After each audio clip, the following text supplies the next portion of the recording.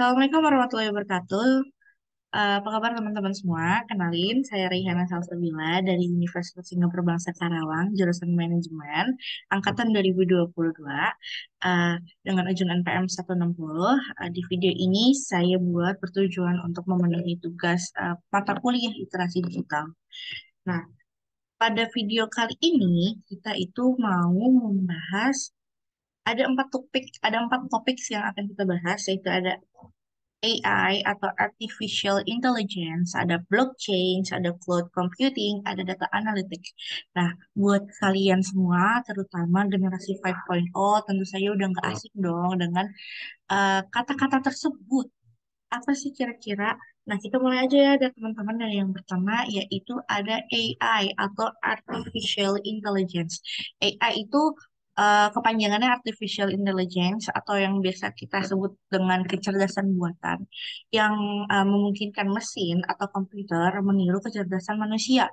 AI sendiri digunakan di berbagai bidang seperti bisnis, kesehatan, pendidikan, kendaraan otonomi, gaming, keamanan, e-commerce. Nah, contoh AI ini digunakan untuk analisa data, diagnosa penyakit, pembelajaran online, kendaraan tanpa pengemudi, seperti mobil yang kita tahu ya teman-teman semua itu ada Tesla, dan juga deteksi kejahatan. Nah, salah satu contoh penerapannya pada kehidupan kita itu ada di bidang pendidikan terutama ya, itu ada chatbot pembelajaran. Jadi chatbot ini tuh atau AI ini tuh digunakan untuk membuat chatbot yang membantu kita sebagai siswa, mahasiswa untuk menjawab pertanyaan-pertanyaan tugas kita mengenai seputar materi pembelajaran. Nah, dengan begitu kita dapat memperoleh jawaban atas pertanyaan yang kita ketik di dalam chatbot tersebut secara cepat dan juga akurat serta dapat memperdalam pemahaman kita terhadap materi tersebut. Nah, yang kedua itu ada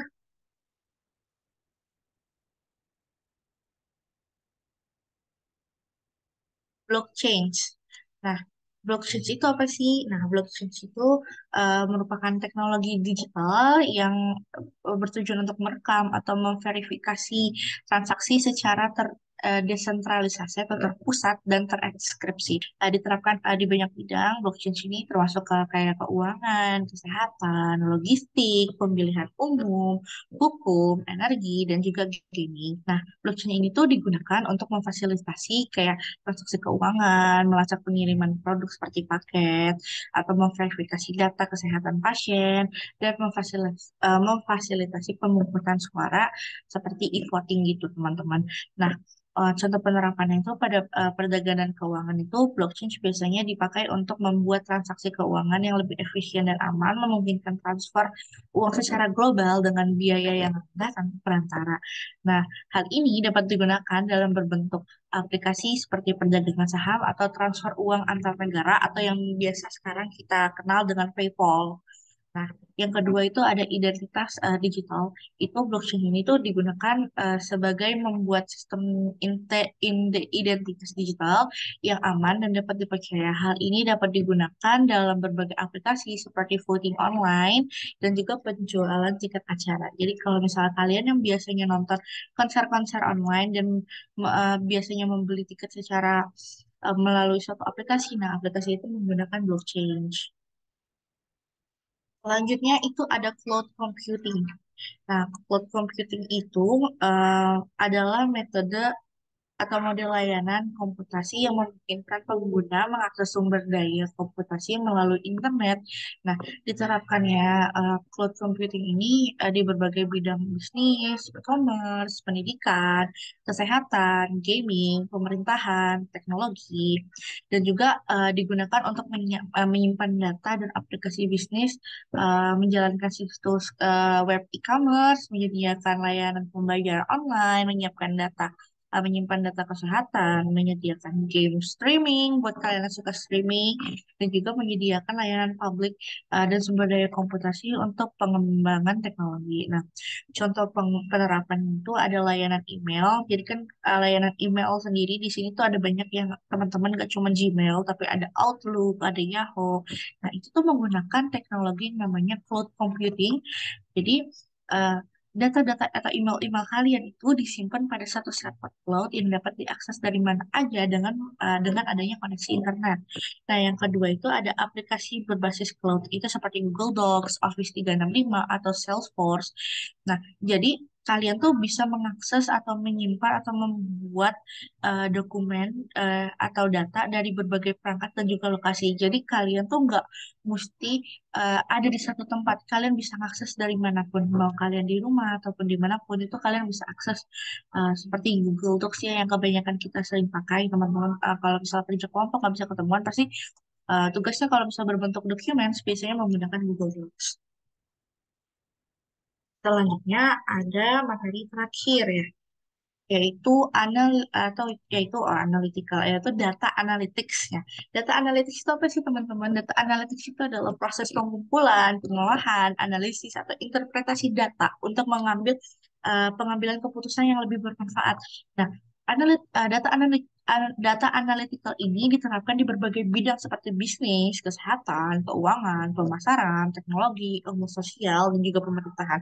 Nah, contoh dari data analisis itu untuk menganalisis perilaku konsumen, memprediksi trans pasar, meningkatkan efisiensi operasional bisnis, memprediksi risiko kesehatan, menganalisis risiko dan kinerja keuangan, mengembangkan strategi investasi, dan juga menganalisis kebijakan publik serta meningkatkan efisiensi layanan publik. Seperti itu, teman-teman.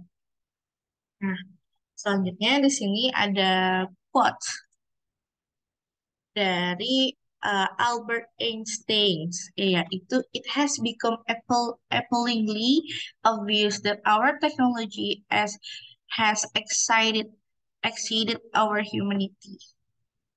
Saya ulang ya teman-teman, sorry kalau misalnya uh, pronoun saya salah. Ada it has become appallingly obvious that our technology has exceeded our humanity. Yang artinya ada yang artinya adalah eh,